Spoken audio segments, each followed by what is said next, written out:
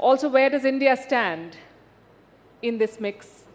What role will India play in the looming conflicts of this century? We look forward to exploring all of this with you, Professor Mirsad Heimer. Welcome to Bharat Rising.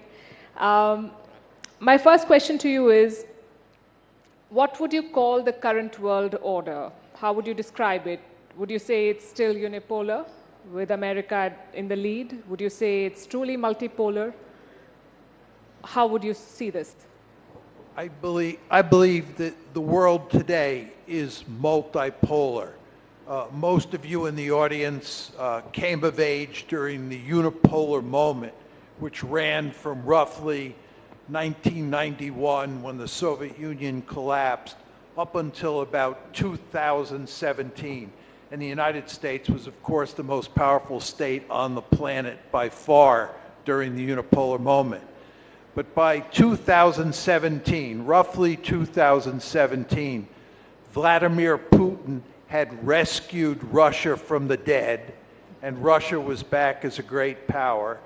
And China, because of all of the economic growth that had taken place during the 1990s and the first 17 years of the 21st century, was also a great power.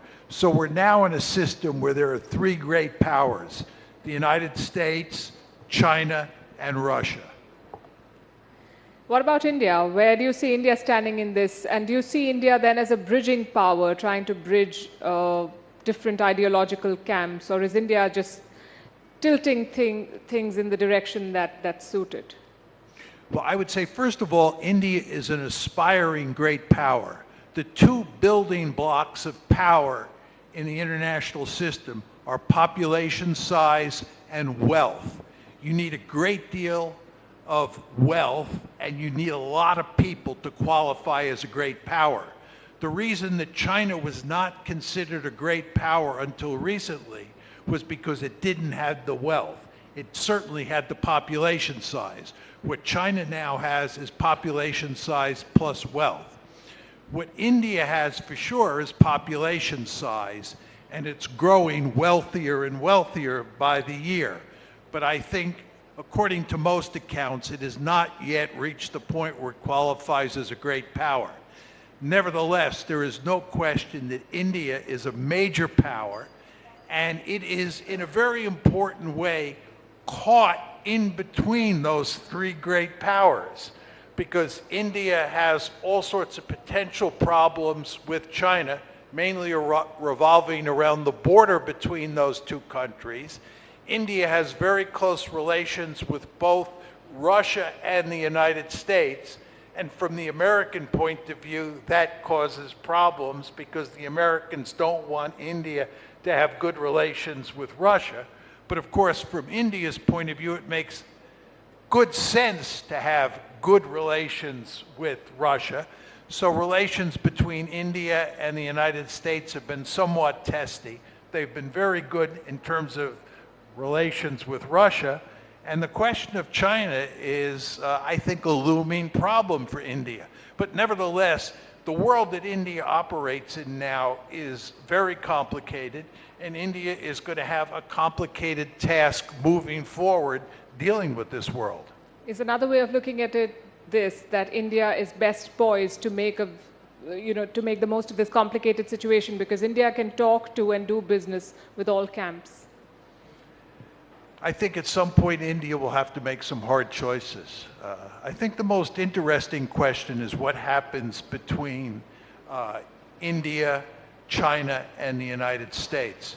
My sense is that China will continue to grow more powerful, that it will build a potent blue water navy, and it will try to project power into the Persian Gulf, and it will therefore move through the Indian Ocean. And this will not make the Indians happy and will push the Americans and the Indians closer together. In the event of a conflict between India and China, do you think Russia will be forced to take a side? I think if there were a conflict between India and China, the Russians would do everything they could to sit on the fence and to not get committed. the Russians have no interest in having bad relations with either China or India. So if there was, and hopefully there will not be, a conflict between India and China, I think the Russians would do everything they could to stay far away.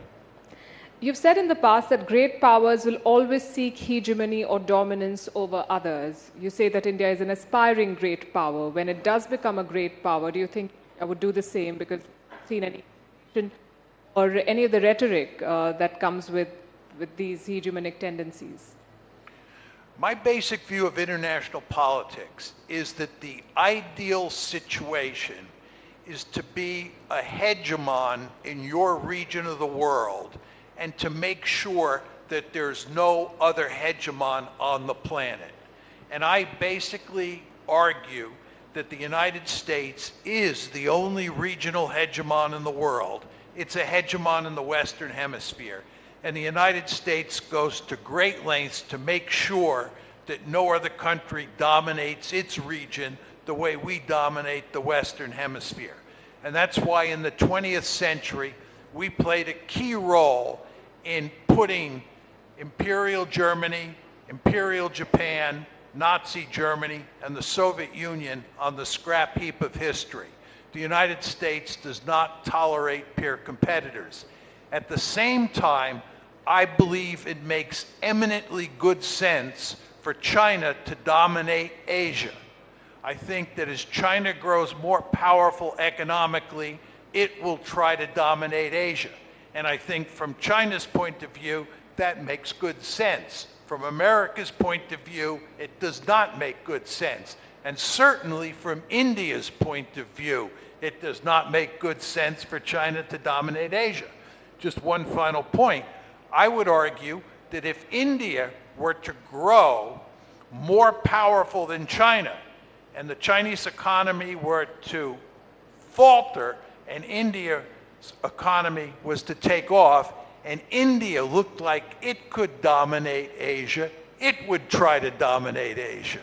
Not because of Indian culture or Indian politics, because that's just the way great power politics work. The best way to survive in the international system is to be really powerful.